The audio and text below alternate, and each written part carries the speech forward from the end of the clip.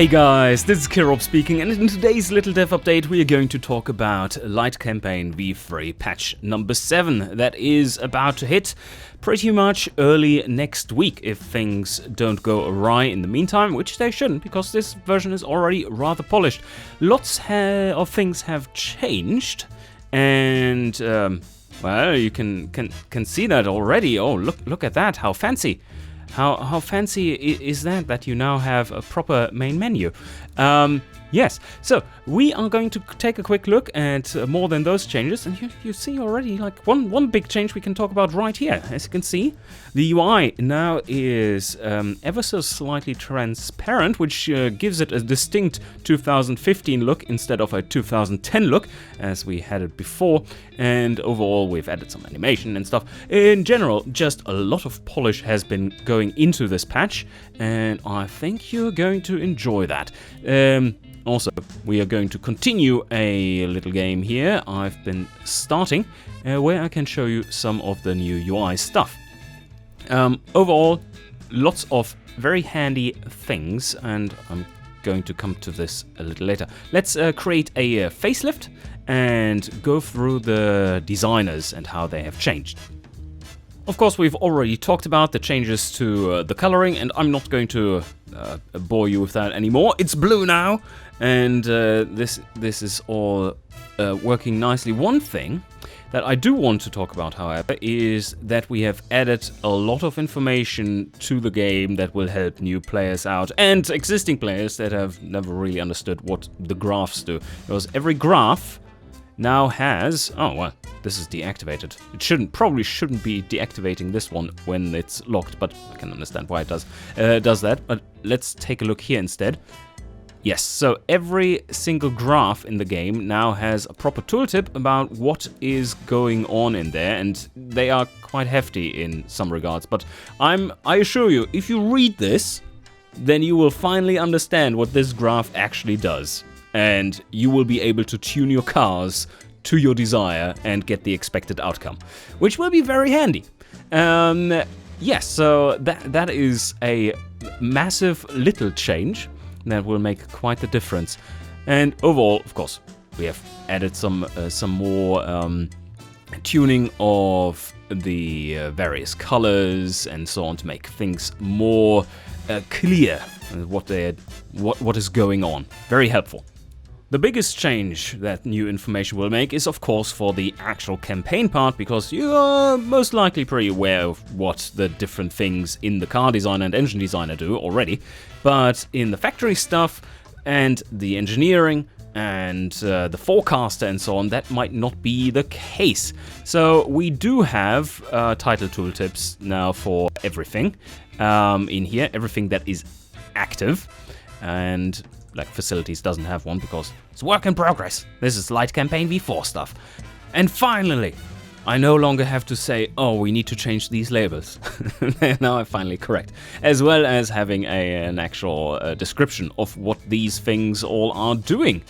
And some new mechanics implemented here too. Now finally pressure is affecting reliability as well. So you can't just put this all the way up. That is kind of dangerous if you're making something that is supposed to be reliable. Yes, but also, speaking of that, we are also putting in the effects on reputation and so on. They were tracked, they were calculated, but they didn't actually apply any effect to desirability. So that is, you no longer can skirt around this now. If you're making a really poor reliability car, your brand reputation will suffer, and that will lower your desirability in the markets. And the same goes for company prestige, but that of course only really affects demographics that care about company prestige, which are the more prestigious demographics.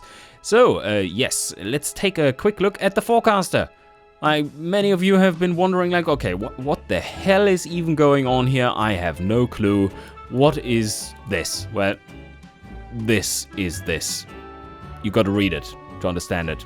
Yes, unfortunately, there's so much good information in there, and it's so useful to set up your projects. And once you understand what's in there, you will be able to play the campaign, more or less. There are, of course, edge cases and so on, but yeah, this is looking nice. We have some nicely colored stuff here now to have an instant, once you understand what the underlying principles are, after reading this, you will have no troubles understanding what you're looking at there. And same goes for the parameters and production. I think it's quite handy to have this kind of style of information available everywhere, and that is going to be a theme throughout this version of the game. And another graph, a pretty simple one though, so that's good. Yeah, same on the sign-off screen. We have, of course, this graph working and stuff. Oh, still some alignment issues here. But overall, this version is very much playable. It's damn hard compared to the previous light campaigns because, well, we have found some boogie bugs. Some really boogie bugs in the demographics calculations.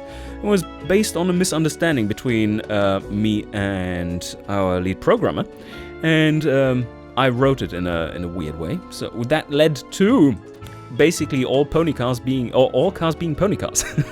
So because every car, no matter what you did, every car scored the maximum amount of score. Got the maximum amount of score possible in the quarter mile time, in its economy, in like all the secondary stats. All the secondary stats were throughout just like every car is perfect.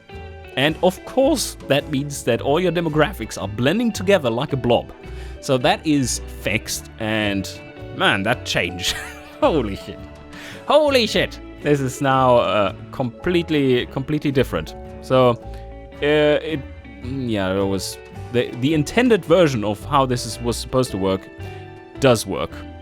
Problem was that there was a bug that made it not the intended version, and the campaign plays very different now because of that. You will see that the cars you are designing are very much more like island solutions. Like very focused, reasonably narrowly focused. If you're making a generic car like a family car, of course it also scores in commuter and a little bit in fun and maybe a bit of passenger fleet or something, and premium budget or so. But you will see that you can no longer build cars that kind of fit every market, and now finally you can build dedicated pony and muscle cars. Also, the competitors are way harder. We have fixed up some issues they had. It was based on another fun bug. Basically, the AI only tried to sell monster trucks, which kind of limits their competitiveness. If everything has a ride height of 1 meter, that is bad. Yeah. Also, in general, we've just reworked a lot of UI to make it clearer and to make it a little bit more modern and so on. It just flows better. Like if you start a new light campaign, you see this. This is a simple screen. Like, okay, you put in your Seawood Automobiles company name, and you can choose your country. A little bit of fluff, just to give you an understanding of what kind of country that actually is. And then you have your presets over here. And now with fixed difficulty multipliers, and choosing Gazmir as a starting place definitely is easier than starting in Ahana as well. And then if you want to change this, like in more depth, like these settings, then you just go into the advanced settings and you get to our previous one, the map, also having the difficulty presets and all the options, and the tech pool and your cash and competitiveness, and you can change all the details. But to most players this will be pretty much irrelevant, and they just choose a preset.